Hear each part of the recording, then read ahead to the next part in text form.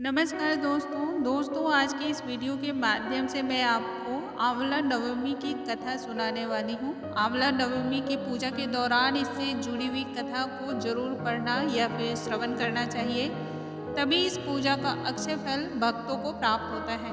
कहा भी जाता है कि अगर इस दिन कोई भी शुभ काम किया जाए तो उससे अक्षय फल की प्राप्ति होती है। पूजा के दौरान आंवला नवमी की कथा सुनी जाती है और पढ़ी भी जाती है। इस कथा को यदि व्रत के समय आप सुनते हैं और या फिर आप पढ़ते हैं तो भी इसका फल आपको कई गुना ज़्यादा मिलता है। किसी भी व्रत को रखने के दौरान हमें उस व्रत की कहानी और उसके महत्व का ज्ञान होना अति ही आवश्यक होता है। आज मैं आपको आंवला नवमी की पूजा विधि बताऊंगी, साथ ही इसका धार्मिक महत्व क्या है और इसके साथ ही दोस्तों इससे जुड़ी हुई कथाएं क्या हैं। इन सभी बातों का आज मैं जो है आपसे शेयर करने वाली हूँ। नमस्कार दोस्तों, आप सभी का द डिवाइन सोल में बहुत बहुत स्वागत करती हूँ। यदि आप चैनल पे पहली बार आए हों तो चैनल को लाइक, शेयर और सब्सक्राइब करना बिल्कुल ना भूलें।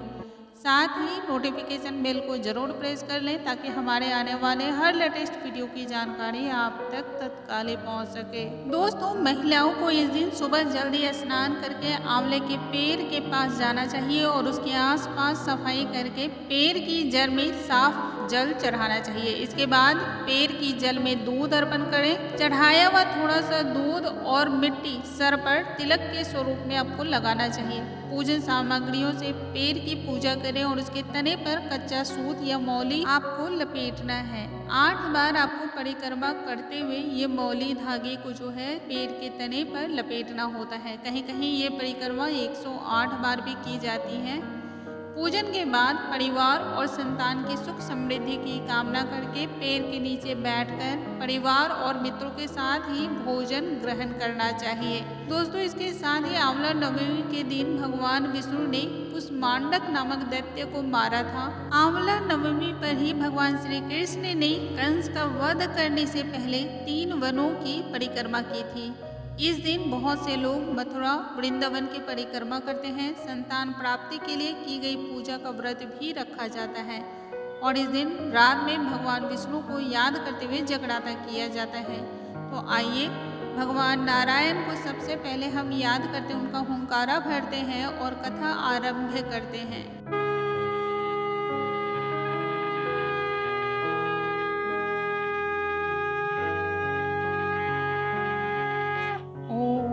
नमो भगवते वासुदेवाय नमः। ओम श्री महालक्ष्मी नमः। प्रथम अध्याय। कथा इस प्रकार है। आंवला नवमी पर आंवले के पेड़ के नीचे पूजा और भोजन करने की प्रथा की शुरुआत माता लक्ष्मी ने की थी। कथा के अनुसार एक बार माँ लक्ष्मी पृथ्वी पर घूमने के लिए आई थी। धरती पर आकर माँ लक्ष्मी सोचने लगी कि भगवान विष्णु और शिव जी की पूजा एक साथ कैसे की जा सकती है। तभी उन्हें याद आया कि तुलसी और बेल के गुण आंवले में पाए जाते हैं। तुलसी भगवान विष्णु को और बेल शिव जी को प्रिय है। उसके बाद माँ लक्ष्मी ने आंवले के पेड़ की पूजा करने का निश्चय किया।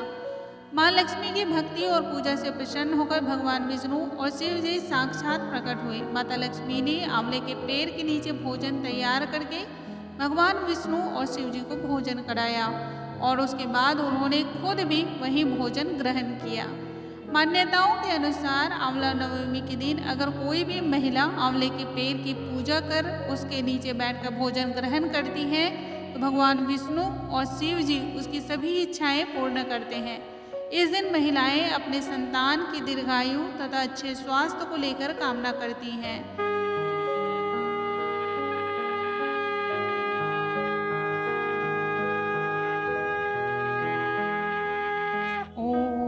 नमो भगवते वासुदेवाय नमः।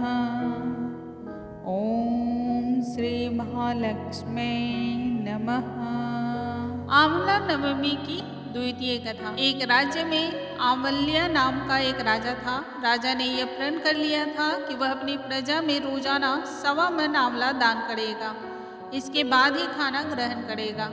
राजा अपने प्रण के अनुसार ऐसा ही करता था, लेकिन उसके बेटे और बहू को ये बात बिल्कुल ही पसंद नहीं थी। इसलिए एक दिन उसके बेटे बहू ने सोचा कि राजा इतने सारे आंवले रोजाना दान करते हैं, इस प्रकार तो एक दिन सारा खजाना ही खाली हो जाएगा। एक दिन बेटे ने राजा से कहा कि उसे इस तरह का दान करना बंद कर देना चाहिए। राजकुमार की बात सुनकर राजा को बहुत दुख हुआ और राजा ने रानी के साथ महल का त्याग कर दिया। फिर क्या था, राजा आंवला दान नहीं कर पाए और अपने प्रण के कारण कुछ खाया नहीं।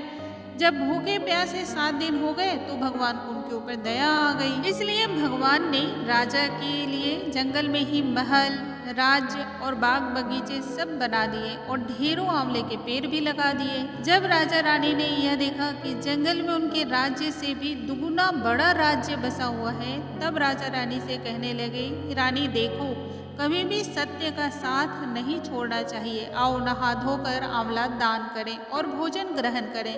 राजा रानी ने आंवले का दान करके खाना खाया और खुशी खुशी नए महल में एक साथ रहने लगे। उधर आंवला देवता का अपमान करने और माता पिता के साथ बुरा व्यवहार करने के कारण राजकुमार के बुरे दिन शुरू हो गए।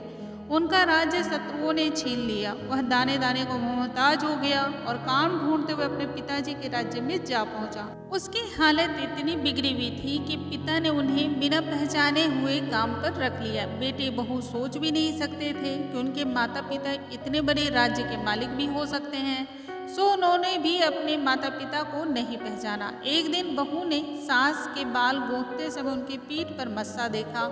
उसे यह सोचकर रोना आने लगा कि ऐसा मस्सा मेरी सास के भी था। हमने ये सोचकर उन्हें आंवला दान करने से रोका था कि हमारा धन नष्ट हो जाएगा। आज वे लोग जाने कहाँ होंगे। ये सोचकर बहू को रोना आ गया और आंसू टपक टपक कर सास की पीठ पर गिरने लगे। रानी ने तुरंत ही पलट कर देखा और पूछा कि तू क्यों रो रही है।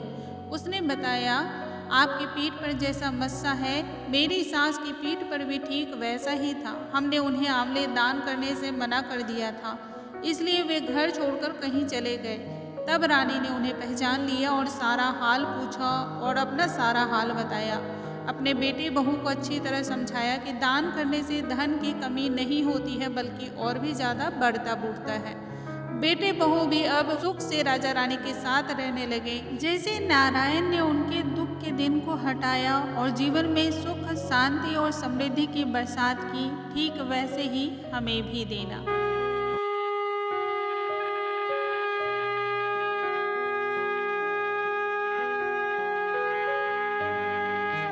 ओम नमो भगवते वासुदेवाय नमः। ओम श्री महालक्ष्मी नमः। आंवला नवमी की तृतीय कथा। आंवला नवमी के दिन एक सेठ ब्राह्मणों को आंवले के पेड़ के नीचे बैठाकर भोजन कराया करते थे। साथ ही उन्हें सोना चांदी प्रदान किया करते थे। यह सब देख सेठ के पुत्रों को अच्छा नहीं लगता था। यह देख वो अपने पिता से बहुत झगड़ा करते थे। रोज रोज की लड़ाई से तंग आकर वो दूसरे गांव में रहने चला गया। जीवन यापन के लिए उसने वहां एक दुकान लगाई।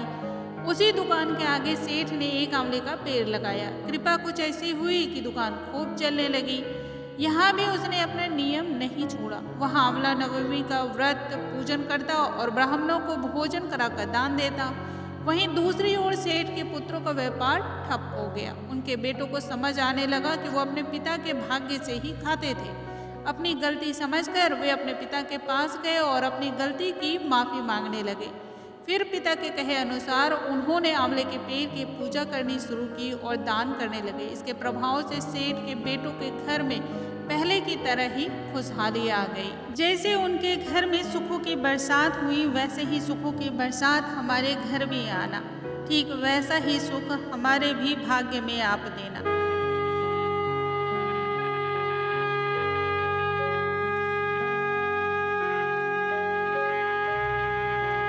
ओम नमो भगवते वासुदेवाय नमः।